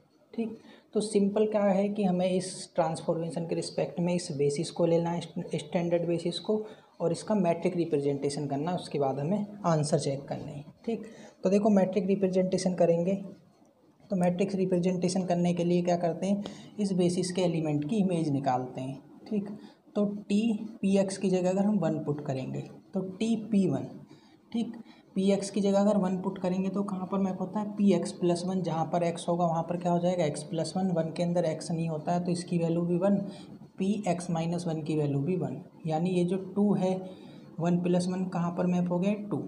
ठीक, यानी T1 की image क्या आ गई, 2। अब इस 2 को बेसिस के एलिमेंट के लीनियर कॉम्बिनेशन की फॉर्म में लिखते हैं। ठीक, किसके इक्वल आएगा अगर हम चेक करेंगे तो 2 × 1 plus 0 × x plus 0 × x² plus 0 × x की पावर 3, ऐसे करके फिर इसके जो कोफिशिएंट्स हैं उससे हम एक मैट्रिक्स बना लेंगे, वही हमारा लीनियर ट्रांसफॉर्मेशन का मैट्रिक रिप्रेजेंटेशन होता है। ठीक, सिमिलरली Tx की वैल्यू निकालेंगे तो Tx कहाँ पर मैप होगा, Px+1। Px क्या है हमारा, x, यानी x+1 और सेकंड प्लस का साइन लगा के कहाँ पर मैप होगा x-1, तो x की जगह x-1, तो ये -1 + 1 कैंसिल हो जाएंगे, किसके इक्वल आएगा 2x के। अब इसको भी जब लीनियर कॉम्बिनेशन में हम लिखेंगे तो किसके इक्वल आएगा 0 × 1 + 2 × x + 0 × x² + 0 × x⁻3, ठीक, इसके इक्वल आएगा। उसके बाद सिमिलरली x² की मैपिंग निकालेंगे कि t ऑफ x² की वैल्यू निकालेंगे तो किसके इक्वल आएगा x + 1 का होल स्क्वायर प्लस x-1 का होल स्क्वायर, ठीक। जब इसको सॉल्व करेंगे तो कितना आ जाएगा x² + का 1 प्लस का 2x, और जब इसको सॉल्व करेंगे तो x² + का 1 माइनस का 2x, ये कैंसिल हो जाएंगे, यानी वैल्यू किसके इक्वल आ जाएगी हमारी 2x² + का 2। फिर इस एलिमेंट को भी बेसिस के एलिमेंट के लीनियर कॉम्बिनेशन की फॉर्म में लिखेंगे तो देखो कैसे रिप्रेजेंट करेंगे। कांस्टेंट टर्म कितनी हमारी 2, नहीं 2 × 1 + 0 × x + 2 × x² + 0 × x⁻3। फिर लास्ट वन एलिमेंट है हमारा x⁻3, तो t ऑफ x⁻3 की जब वैल्यू निकालेंगे तो किसके इक्वल आएगा x + 1 की होल पावर 3 प्लस x-1 की होल पावर 3, ठीक। इसको सॉल्व करेंगे तो हमारा किसके इक्वल आएगा, देखो x⁻3 + 1 की पावर 3 1 + 3x², ठीक, प्लस 3x। उसके बाद इसके ब्रैकेट ओपन करेंगे x⁻3 -1 - 3x² और प्लस का 3x, इसके इक्वल आ जाएगा। 3x² हमारे कैंसिल हो गए, -1 + 1 कैंसिल हो गए, किसके इक्वल आएगा हमारा 2x⁻3 प्लस का 6x, ठीक, इसके इक्वल आ जाएगा। जब इसको भी बेसिस के एलिमेंट के लीनियर कॉम्बिनेशन की फॉर्म में लिखेंगे तो 0 × 1 + 6 × x प्लस 0 × x² और प्लस 2 × x⁻3, तो हमारा ये एलिमेंट बन जाएंगे।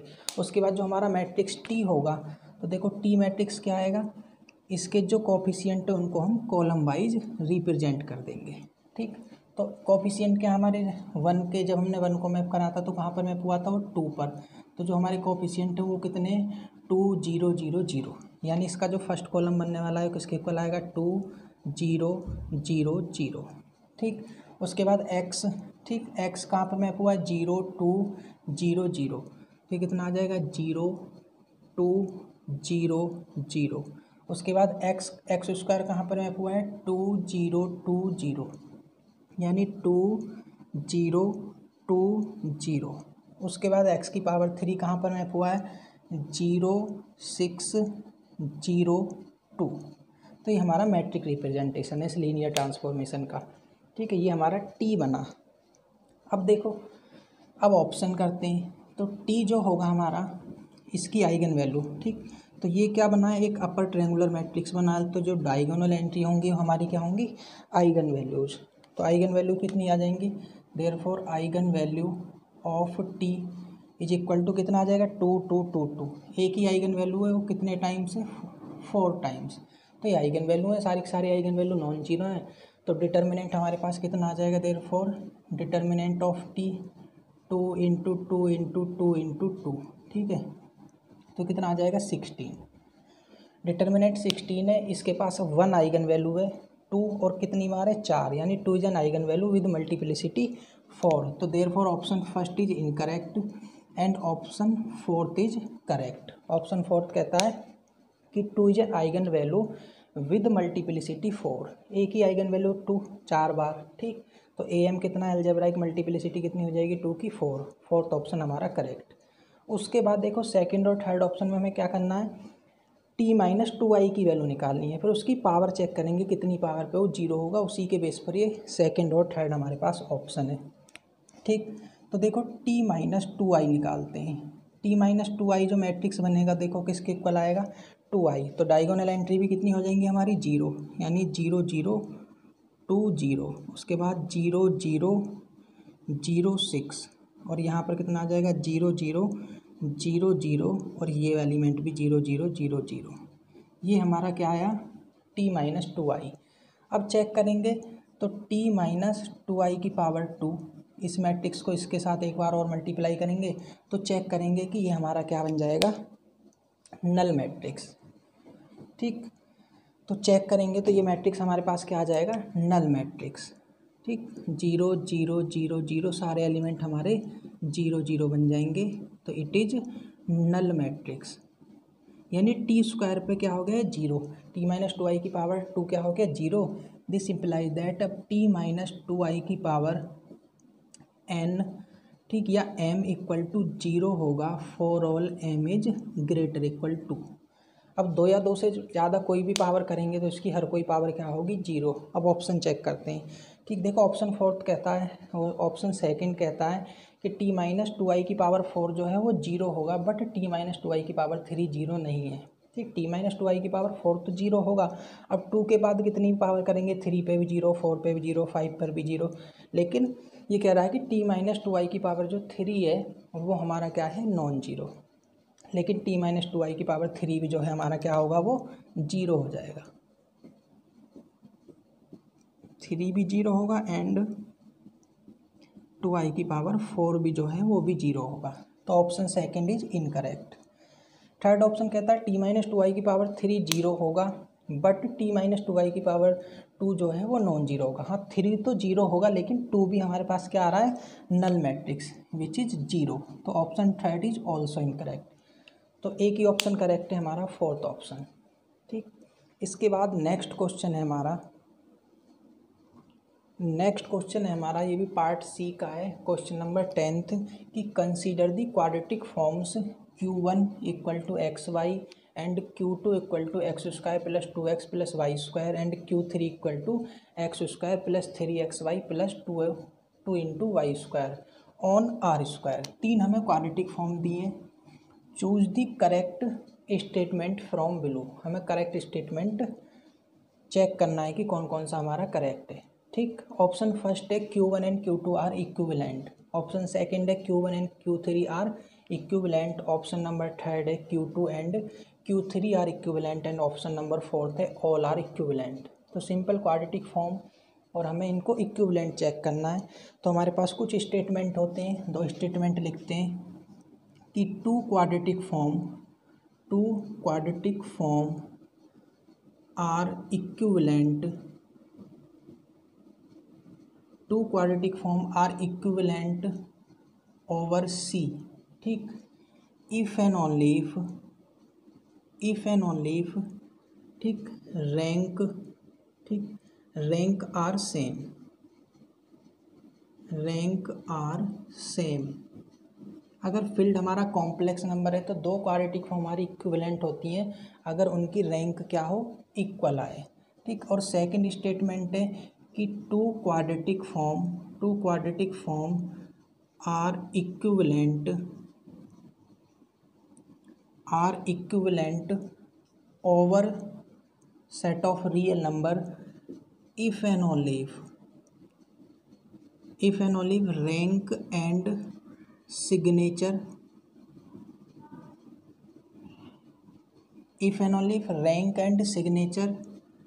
ठीक है, या तो हम रैंक और सिग्नेचर चेक करें और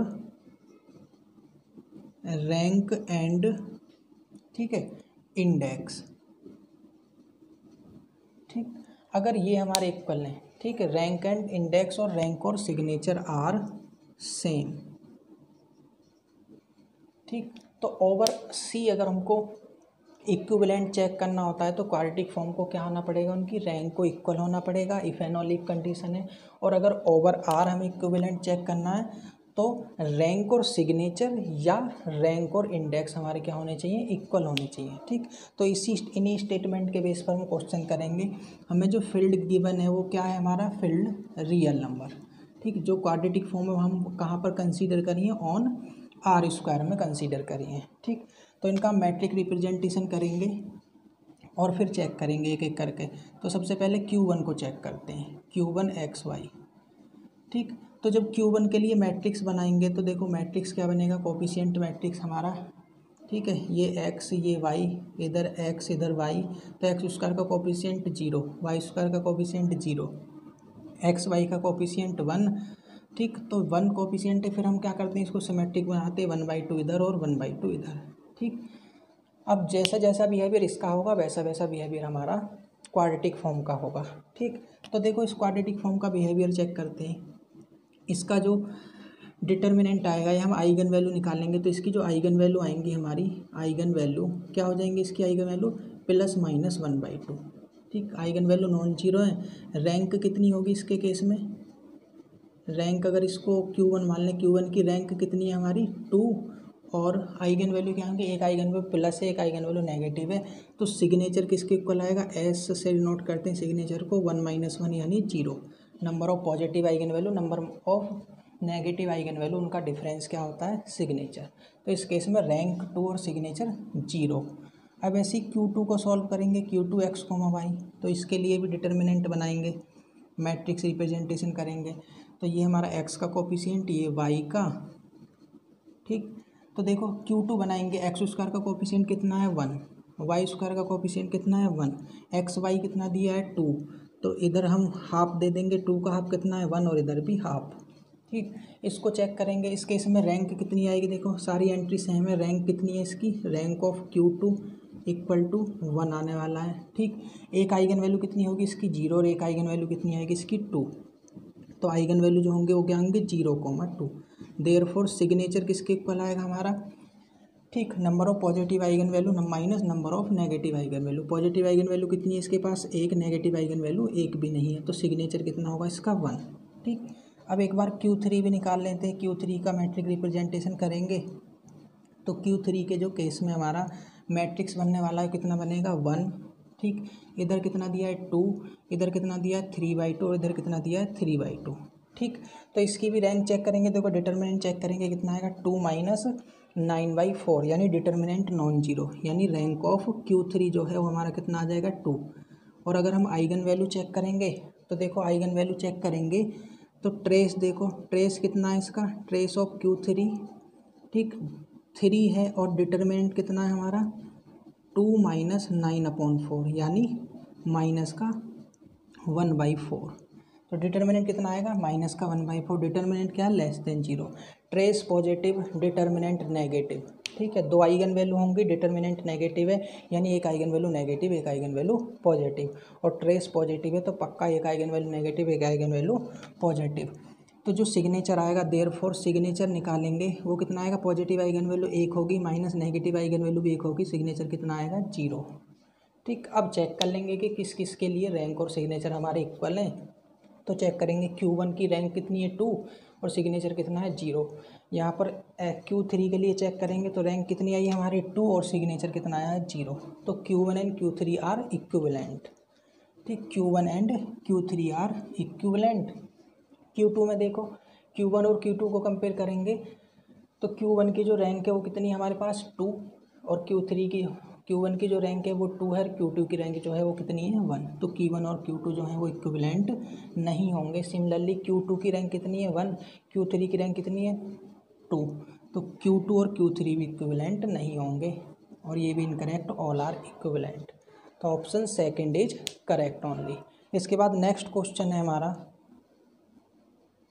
तो नेक्स्ट क्वेश्चन है हमारा पार्ट सी का क्वेश्चन नंबर 11 कि define a real valued function b on r² cross r²। ठीक, एज फॉलो। जो v वेक्टर है हमारे पास वो कितना दिया x1 x2, w किसके इक्वल है y1 y2।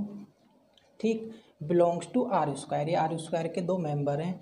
डिफाइन, ये जो फंक्शन है वो कैसे करके डिफाइन करा है, b v, w equal to x1 y1 minus x1 y2 minus x2 y1 इन plus 4 time of x2 y2। ठीक, एंड एक v0 वेक्टर है, उसकी वैल्यू हमारे पास कितनी दी है 1, 2, एंड w जो है वो किसके इक्वल है, w में v r² के ऐसे मेंबर हैं सच दैट जिनको ये फंक्शन जो है v0 के साथ कहाँ पर मैप करता है, 0 के इक्वल रखता है, यानी 0 पर मैप करता है। Then w is a not a सब space of r²। Second option है w is equal to 0 0। Third option है w is Y axis, and fourth option है हमारा is a line passing through the point 0 0 and 1 1। ठीक, तो solve करते हैं, देखो w को सॉल्व करते हैं। w हमारे पास कितना दिया है, उसमें v बिलोंग्स टू r² के ऐसे मेंबर हैं सच दैट जो v0 के साथ कहाँ पर मैप होते हैं 0 पर। ठीक, तो वैल्यू पुट करते हैं, वी में हमारे पास कैसे मेंबर है, x1 कॉमा x2 टाइप के, वी इतना दिया है, ठीक है। Is belongs to R square such that B V not की वैल्यू हमारे पास कितनी है 1,2, ठीक, कॉमा वी की वैल्यू कितनी है हमारे पास x1 x2 is equal to 0, ठीक, ये दिया है, ठीक हो गया। अब ये वैल्यू पुट करते हैं, देखो ये क्या बनेगा, W equal to x1 comma x2 belongs to R square such that, ठीक। अब देखो ये जो मैपिंग है कैसा है, वी हमारे पास क्या था x1 x2, यानी पहला जो एलिमेंट है वो क्या है हमारे पास x1, ये क्या है हमारे पास x2, ठीक। ये क्या हो जाएगा फिर W के मेंबर y1 और ये किसकी तरह वर्क करेगा y2 की तरह, ठीक। तो वैल्यू पुटअप करते हैं, हमारे पास वी कॉमा W की वैल्यू क्या किसके इक्वल है x1 y1 के इक्वल। तो देखो x1 कितना है हमारे पास 1, ठीक, y1 कितना हमारे पास, ठीक है, y1 कितना हमारे पास x1, उसके बाद माइनस का साइन, x1 कितना है 1, उसके बाद y2 कितना है हमारे पास x2, ठीक, माइनस उसके बाद x2 कितना है हमारे पास 2, ठीक है, x2 कितना है हमारे पास 2, ठीक।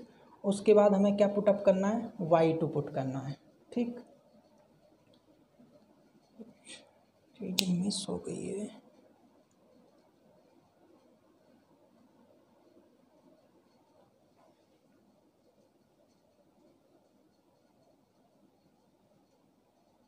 ये जो वेक्टर दिया है ना हमारे पास, ये थोड़ी मिसप्रिंट हो गया है। ये जो वेक्टर दिया है 1,0 दिया है हमको, ठीक। जो वी नोट की जो वैल्यू हो क्या है 1,0, ठीक। अब वैल्यू पुट करते हैं, देखो तो 1,0 ये क्या है 1,0। अब ये ठीक है, तो ये क्वेश्चन ऐसा था हमारा, वी नोट जो था वो 1,0 था, उसी के हिसाब से सॉल्व करते हैं। तो x1 की वैल्यू हमारे पास 1 है, x2 की वैल्यू क्या है 0, y1 की वैल्यू x1, y2 की वैल्यू x2। अब पुट करते हैं, तो x1 ये है हमारे पास, उसके बाद x2 हमारे पास, ठीक है, x2 की वैल्यू है हमारे पास कितनी 0, तो x2 हो गया। उसके बाद माइनस का साइन लगाएंगे, देखो दोबारा करते हैं, ये हमारे पास एलिमेंट है x1 x2 y1 y2, ये x1 x2 y1 y2 की वैल्यू है। पहला क्या हमारा x1 y1, x1 कितना हमारे पास 1 इंटू y1 कितना हमारे पास x1, ठीक है, फिर माइनस का साइन, उसके बाद कितना है हमारे पास x1 कितना है 1 इंटू y2 कितना है हमारे पास x2, फिर माइनस का साइन है x2 y1 कितना हमारे पास 0 इंटू y1 कितना है x1, फिर प्लस का साइन है 4 इंटू x2 यानी 0 इंटू x2 इक्वल टू 0, ठीक। तो इसको सॉल्व करेंगे, देखो W इक्वल टू क्या आ जाएगा x1 comma x2 belongs to R square के ऐसे मेंबर हैं such that x1 minus x2 और ये सब 0, ठीक है, तो इक्वल टू 0, ये हमारा W बना, ठीक। आर स्क्वायर के ऐसे मेंबर है जिसमें x1 माइनस x2 की वैल्यू किसके इक्वल है 0 के इक्वल। तो देखो इसको चेक कर सकते हैं आराम से हम, सब स्पेस की डेफिनेशन से, इट इज़ सब स्पेस, होमोजीनियस कंडीशन गिवन है तो इट इज़ सब स्पेस। और सब स्पेस की अगर डायमेंशन भी चेक करनी है तो कितनी डायमेंशन होगी, एक रिस्ट्रिक्शन है 2 - 1 1 डायमेंशनल सब स्पेस।